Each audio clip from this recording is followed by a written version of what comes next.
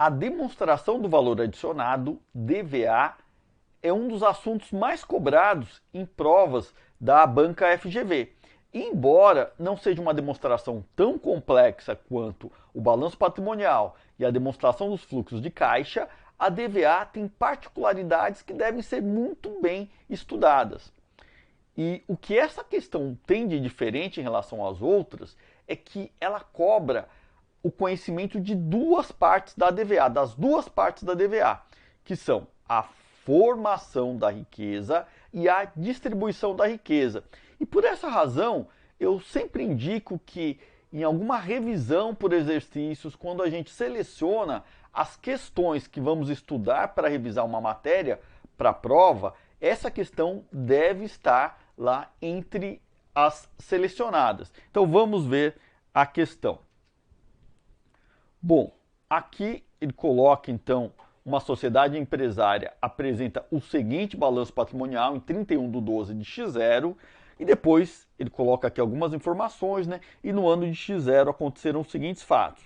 O primeiro ponto que eu chamo a atenção aqui é que a FGV errou, tá? Porque este balanço patrimonial em X0, ele tem que ser o balanço imediatamente anterior aos fatos. Então, se ele é de X0, aqui os fatos ocorreram em X1 e não em X0, tá? Porque senão a gente não consegue resolver a questão. Então aqui houve um erro no enunciado, aqui deveria ser no ano de X1 aconteceram os seguintes fatos. Mas é bom a gente saber que a FGV não anulou essa questão, então erros desse tipo a banca não costuma anular, tá? Então, mas vamos continuar aqui. Bom, aqui ela passa uma série de eventos, tá? A gente não vai analisar ainda, é isso que eu indico, tá? Numa questão de prova, a gente dá uma olhada em geral aqui no que é a cara da questão, mas a gente já pula para a pergunta, né? E aí ele coloca assim, a pergunta começa aqui, né? Os contadores elaboraram a demonstração do valor adicionado do seguinte modo.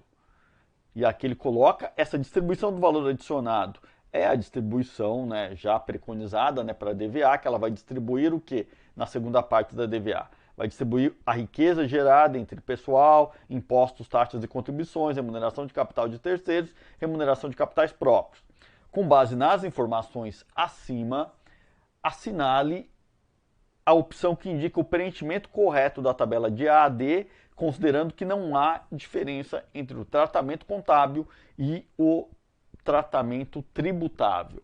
Bom, o que eu vou colocar aqui é o seguinte, para se chegar a essa resposta, ou seja, o quanto foi distribuído na distribuição da riqueza e de forma ponderada, né, percentual, a gente vai ter que achar primeiro qual o valor da riqueza gerada e desse valor o quanto foi distribuído nos 4 itens, e aí a gente vai conseguir saber, né, o percentual de cada um dos itens. Então a gente vai precisar saber o quê?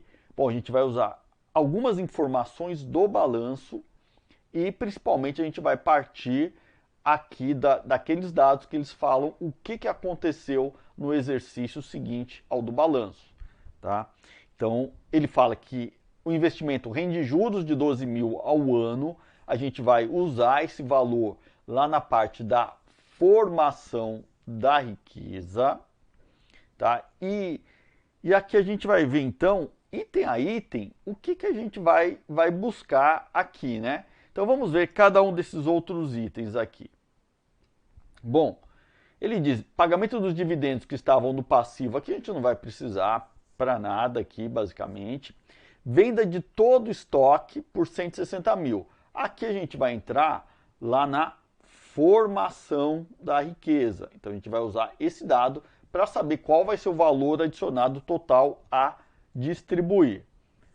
Bom, aqui ele coloca no próximo item, reconhecimento e pagamento de despesa de salários no valor de 54 mil, sendo 20 mil a empregados próprios e 34 mil para mão de obra terceirizada. Olha só, na DRE, aqui pode aparecer até 54 mil como despesa de salários. No entanto, na DVA, eles vão estar em duas partes diferentes. O que ele pagou para empregados próprios faz parte da distribuição da riqueza. Uma, né, das distribuições da riqueza é a distribuição da riqueza para empregados. Já o que é mão de obra terceirizada, a gente vai usar na primeira parte da DVA, que é a da formação da riqueza, que é insumos adquiridos de terceiros. Tanto aqui quanto o CMV, né, vai entrar, a gente vai deduzir a primeira parte, a gente vai subtrair essa mão de obra de terceiros como o custo da mercadoria vendida, e o custo da mercadoria vendida a gente vai achar lá no balanço patrimonial. Então, no balanço patrimonial vai constar o quê? Lá no balanço a gente vai achar, né, quanto foi o valor dos estoques, que ele diz que vendeu todo o estoque. Então, o custo da mercadoria vendida vai ser esses 40 mil reais aqui, tá? Vai ser o CMV, né? Que vai ser o próprio valor que a gente vai entender como CMV, é o valor do estoque, porque ele diz que o estoque todo foi vendido. Bom, continuando aqui, ele diz que houve o reconhecimento e pagamento de despesas de aluguel de sala comercial utilizada no ano no valor de 36 mil. Isso aqui vai fazer parte da distribuição da riqueza, né, a riqueza distribuída para terceiros, né, que são os credores, né, por empréstimos, e outros credores, como no caso aqui os credores por aluguel. Reconhecimento da receita de juros de investimento, aqui faz parte da formação da riqueza, tá, que é a riqueza recebida em transferência, que é no valor de 12 mil reais, né, que é este valor aqui do investimento, que ele rende juros de 12 mil reais ao ano. Ele fala aqui que ele reconheceu a receita de juros, isso aqui faz parte da formação da riqueza. E o reconhecimento do IR com alíquota de 24% do lucro antes do imposto de renda, aqui vai ser a distribuição da riqueza. E a distribuição de 25% do lucro líquido a título de dividendos vai ser a distribuição da riqueza também, né? A gente vai usar esse valor aqui na segunda parte da DVA. Então, o que é importante a gente saber aqui? Que a gente vai usar, então, todos esses dados para achar a primeira parte da DVA, que é a parte da formação da riqueza, qual é o valor total da riqueza produzida, ou a riqueza a distribuir, e este valor total depois a gente vai distribuir lá naqueles itens, né, entre pessoal, credores, governo e sócios ou acionistas. Então a gente vai dividir entre esses 4 agentes. Mas a gente precisa saber primeiro o total que tem que ser distribuído, porque a resposta da questão, né, é o percentual de cada item em relação ao total da riqueza a distribuir. Então vamos ver aqui. Bom, foi dado, né, a gente já separou lá, que a venda de mercadorias, produtos e serviços foi no valor de 160 mil. E aqui eu vou mostrar como é a DVA, a primeira parte, para fins didáticos, tá? Para a gente entender ela de forma completa.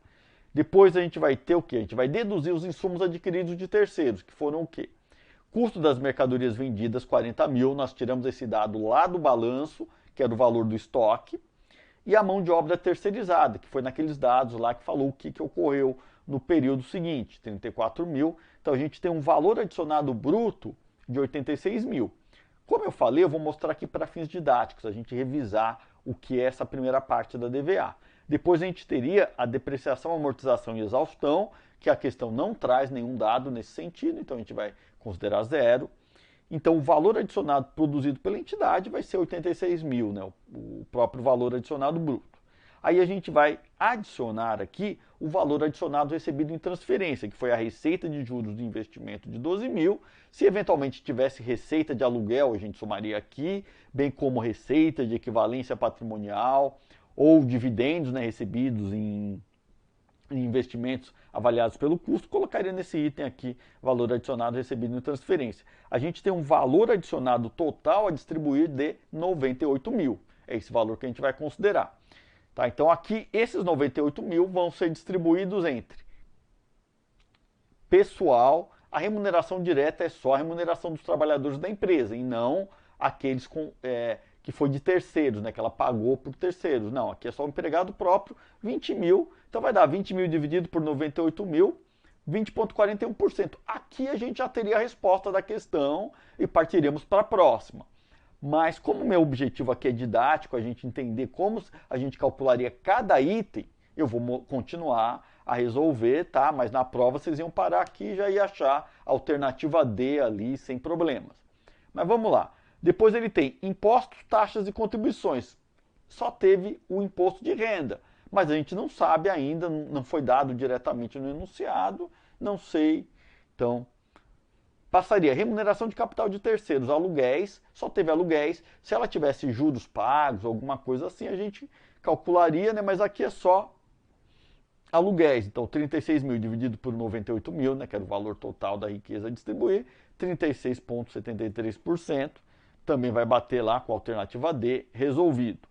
Bom, a gente não sabe ainda a remuneração de capitais próprios, que seriam os dividendos mais os lucros retidos, né, que não foram distribuídos e continuaram no PL. Então aqui, o que a gente vai precisar aqui? Nós vamos precisar da DRE para calcularmos, né, tanto o valor do imposto de renda, a gente vai calcular o lucro antes do imposto de renda e depois aplicar os 24% do imposto de renda, vamos subtrair o imposto de renda e vamos ter o lucro líquido do exercício e assim a gente acha os outros itens que faltam na DVA, né? Como eu falei aqui, só para fins didáticos, né? Na prova não, né?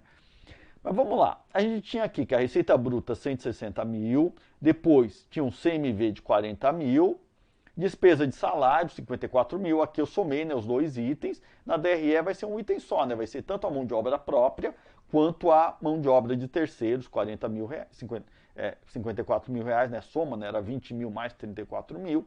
Despesa de aluguel, 36 mil. E vamos somar a receita de juros. Então, o lucro antes do imposto de renda é de 42 mil reais. Daqui a gente subtrai 24%, né? Que é o valor do imposto de renda que foi colocado na questão. Então, vai dar 10.080. Esse é o valor dos tributos federais. Distribuição para o governo federal. E nós temos o lucro líquido do exercício, 31.920. Este cara aqui já é o valor da riqueza que foi distribuído para os sócios ou acionistas. Por quê? O lucro líquido do exercício vai lá para a conta lucros acumulados no patrimônio líquido e de lucros acumulados ela tem duas alternativas. Ou ela vai para dividendos ou ela fica no próprio patrimônio líquido retida na forma de reservas de lucros. Mas aqui, né, não importa, né, a questão quer saber o quanto é dos proprietários. Proprietário é as duas partes, né, tanto que ficou em dividendo quanto que ficou em lucros retidos, então vai ser o lucro líquido do exercício de forma completa. Então temos aqui, né, já podemos calcular o que faltava, né? Então impostos, taxas e contribuições, como a gente calculou, 10.080 é só o imposto de renda, então 10.080 dividido por 98 mil, que é a riqueza total distribuída, vai dar 10,28%. Já a remuneração de capitais próprios, que são os dividendos mais os lucros retidos, a gente vai ter lá 98 mil, né? Eu estou calculando aqui, ó, a gente calculou lá que ele já era 31.920, tá? Mas eu vou ver se ele vai bater com o que a gente fez, porque o que ele tem que ser aqui? Se ele vai distribuir 98 mil de total de riqueza, então aquele valor que a gente calculou, que era 31.920, ele tem que bater, né, que a gente calculou que era o lucro líquido do exercício, ele tem que bater com o quê? Com os 98 mil, que era a riqueza total a distribuir, menos a distribuição de riqueza para pessoal de 20 mil, menos a distribuição de riqueza para o governo federal de 10.080 e menos a remuneração de capital de terceiros de 36 mil. E realmente bateu, né? Então a gente calculou certo aqui. 31.920 dividido por 98 mil vai dar 32,57%. Então, correto aqui, né? Resposta à alternativa D, tá? Então, resolvemos essa questão aqui do Cefaz Amazonas, que foi um concurso de 2022, tá? Concurso para auditor fiscal, né, da Receita Estadual. É importante saber esse tipo de questão, e eu sempre indico na preparação dos alunos, né, quem está se preparando para uma prova da FGV, que no caso seria o Cefaz Minas Gerais nesse momento, e a Receita Federal, que o edital está prestes a sair, que a gente revise as questões da banca. Essa é uma questão que eu colocaria sem dúvida em um apanhado de questões para revisão de questões de contabilidade geral e avançada. Então, se eu fizer um curso, né, de revisão de contabilidade geral avançada, eu estou para lançar um curso aqui, questões da FGV, essa questão com certeza estará nesse curso. Então, eu termino por aqui e antes disso peço para quem ainda não é inscrito no canal, que se inscreva no canal e ative o sininho para saber das novidades. E também, se você gostou desse vídeo, apoie aqui o nosso trabalho e a continuidade do canal dando um like nesse vídeo. Até a próxima e bons estudos a todos!